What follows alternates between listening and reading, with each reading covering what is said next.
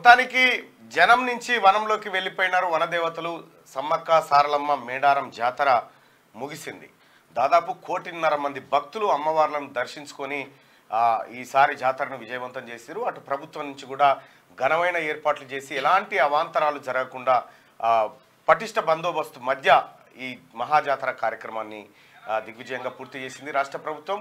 ముందుగా రాష్ట్ర ప్రభుత్వానికి అలాగే ఉమ్మడి జిల్లాలో ఉన్నటువంటి పొంగులేటి శ్రీనన్నకు కానీ అలాగే సీతక్కకు కానీ కొండా సురేఖకు కానీ అక్కకు కానీ అందరికి కానీ ధన్యవాదాలు. ఎందుకంటే మహాజాతర ఈసారి పర్ఫెక్ట్గా అయినట్టుగా కనిపించింది.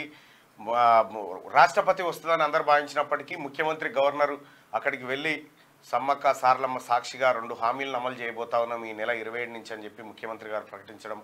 సో జాతర ఎంత గొప్పతనాన్ని చూపిస్తూ ఉంది.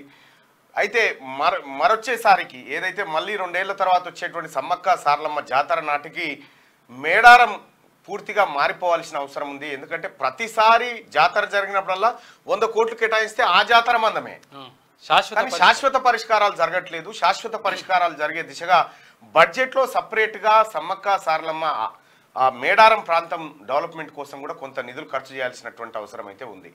సో సమ్మక్క సారలక్క జాతరకు సంబంధించినటువంటి ఒక వీడియో క్లిప్ చూద్దాం. అమ్మవార్లు వన ప్రవేశం చేస్తున్నటువంటి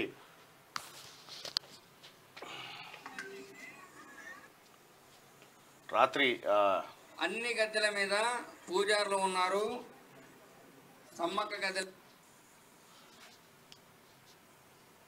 దాదాపుగా చివరి దర్శనాలు కూడా అయిపోయినాయి. అయితే వనదేవతలు వెళ్ళిపోయిన తర్వాత కూడా జాతర యథావిధిగానే కొనసాగుతుంటది. భక్తులు వస్తూ ఉంటారు. సో మొత్తానికి మేడారం జాతర దిగ్విజయంగా పూర్తయిపోయింది నిన్న జరిగినటువంటి మేడారం. ఇది ఇట్లా ఉంటే ఇవాళ మార్నింగ్ న్యూస్లోకి మనతో పాటు జాయిన్ అవుతా ఉన్నారు కేసీఆర్ గారు. కేసీఆర్ గారు మార్నింగ్ న్యూస్లోకి వస్తూ ఉన్నారు. మరి ఆ కేసీఆర్ గారు ఎవరంటే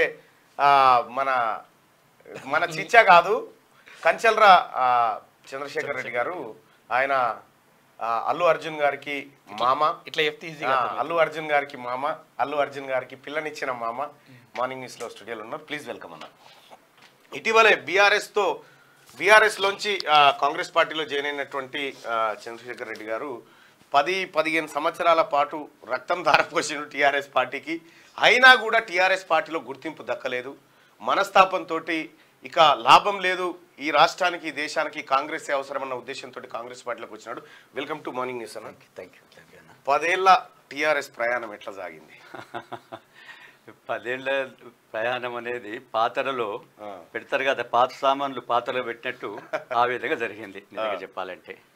ఎందుకు మిమ్మల్ని అంటే మీరు కానీ మీ ఫ్యామిలీ బ్యాక్గ్రౌండ్ కానీ ఇంత స్ట్రాంగ్ బ్యాక్గ్రౌండ్ ఉన్న తర్వాత కూడా కేసీఆర్ ఎందుకు మీకు టికెట్ ఇవ్వడంలో కానీ లేకపోతే మిమ్మల్ని గుర్తించడంలో కానీ ఎందుకు అలసత్వం వహించారు? అంటే నేను అనుకుంటా, నేను కేసీఆర్ గారు ఏ విధంగా తెలంగాణ అన్నాడో మేమందరం కూడా కాంగ్రెస్ ఉన్నప్పుడు తెలంగాణ వాదులం. కాంగ్రెస్ ఫోరం ఫర్ తెలంగాణ అనే దాంట్లో కూడా నేను కూడా ఒక ఇంపార్టెంట్ రోల్ ప్లే చేసిన. అంటే ఒక మనిషి తన కాళ్ళ మీద తను నిలబడ్డ వాళ్ళను, తను నిజంగా ప్రజలకు చేయాలి అని అనుకునే వాళ్ళను కేసీఆర్ గారు గుర్తించరేమని నాకు అనిపించింది. అది నేను అనుకుంటా. అంటే ఎవరైనా ఆయన దగ్గర ఉండాలంటే వెన్నెముక లేనోళ్ళు, ఆలోచన లేనోళ్ళు, ఆ విధంగా ఉంటే ఆయనకు నచ్చుతారేమో. నిజంగా ప్రజలకు ఏదైనా చేయాలా, మన ఆ యొక్క వెనక మన పక్కనున్న వాళ్ళకి ఏదైనా సహాయం చేయాలా అనే వాళ్ళు ఆ విధంగా ఆలోచన చేసినప్పుడు, ఆలోచన ఉంటే ఆయనకు నచ్చదు.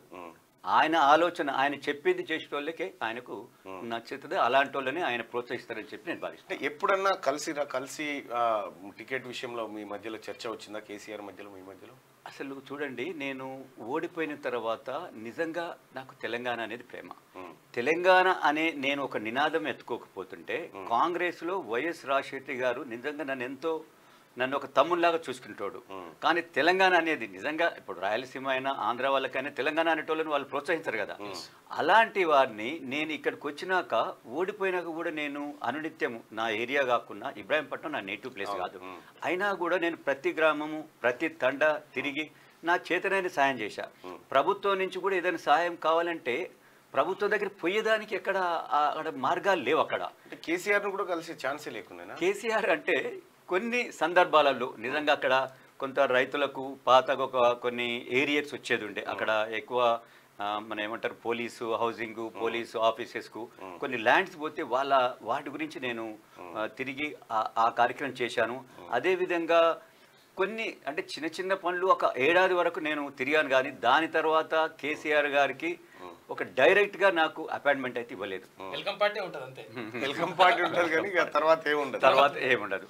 10 ఏళ్ళు మీ సమయము మీ శ్రమ అంతా బూడిదల పోసిన పన్నీర్ అయిపోయింది. అవును, వాట్ నెక్స్ట్? అందుకని అంటే నా సమయం అనేది నేను నా కాళ్ళ మీద నిలబడుకుంటూ నా చేతనైన సహాయం ప్రజలకు చేశా. నేను ఫ్లోరైడ్ వాళ్ళకు నేను పెద్ద ఎత్తున కార్యక్రమాలు చేసేది. తాండాలలో నేను ఏమంటారు వాళ్ళకి చదువుకోవాలి అమ్మాయిలని చెప్పి ప్రతి హై స్కూల్లో ప్రతి గ్రామీణ ప్రాంతంలో ఉన్న హై స్కూల్లో నేను ఏదో తీరంగా నా సొంత రిసోర్స్ నుంచి నేను చేశాను. కానీ ప్రభుత్వం నుంచి చేయనప్పుడు ఈ ప్రభుత్వం 10 ఏళ్ళు ఉన్నా కూడా నిజంగా మనం ఏమనుకుంటాము, మనం చేసేది కాక ఇంకా ప్రభుత్వం నుంచి మనకు ఎక్కడైనా ప్రాబ్లమ్స్ ఉన్నాయి, ఆ ప్రాబ్లమ్స్ ఏ విధంగా చేయాలి. ముఖ్యంగా గ్రామీణ ప్రాంతంలో హెల్త్ ఉన్నది, ఎడ్యుకేషన్ ఉన్నది. ఈయన ఏమంటాడు మెడికల్ కాలేజీలు 10 కాలేజీలు పెట్టా అంటాడు. మెడికల్ కాలేజ్ కాదు, ఉన్న స్కూల్ నువ్వు చూడు, ఉన్న స్కూల్ ఏ విధంగా ఉంది, అక్కడ టీచర్స్ ఉన్నారా లేరా, వాళ్ళకి తగిన సౌకర్యాలు అవి చూడాలి. కానీ నేను మెడికల్ కాలేజీలు పెట్టినా, ఊరికొక ఇంజనీరింగ్ కాలేజీ పెట్టినా, ఈ విధంగా చేసింది తప్ప రియల్గా గ్రామీణ ప్రాంతాలు ఏం కావాలనే అది మర్చిపోయిండు. సో నేను అనుకున్న ఈ ప్రభుత్వంలో ఉండి అంటే ఈ నెంబర్ ఉండి నేనేమైనా చేద్దాం అనుకున్నా చేయలేకపోతున్నా. చేయాలంటే ఇప్పుడు కాంగ్రెస్, నేను అంతకుముందున్న నా మాతృ సంస్థ, అది మాతృ పార్టీ. కాంగ్రెస్ అనేది అందరికీ, దీంట్లో తన అనేది ఎవరైనా పెద్ద లీడర్ కావచ్చు, ఎవరైనా చిన్న లీడర్ అయినా పెద్ద లీడరే అక్కడ. సో అలాంటి భావన ఉంటుంది. ఎవరినైనా మనం కలవచ్చు, ఒక చిన్నవారికి ఎవరికైనా మనం చేయాలా, సహాయం చేయాలా ప్రభుత్వం నుంచి అంటే మనం చక్కగా నేరుగా తీసుకొని పోవచ్చు. అది ఇక్కడ లేదు. కాబట్టి నేను అనుకున్న కాంగ్రెస్లో నేను జాయిన్ అవుతాను.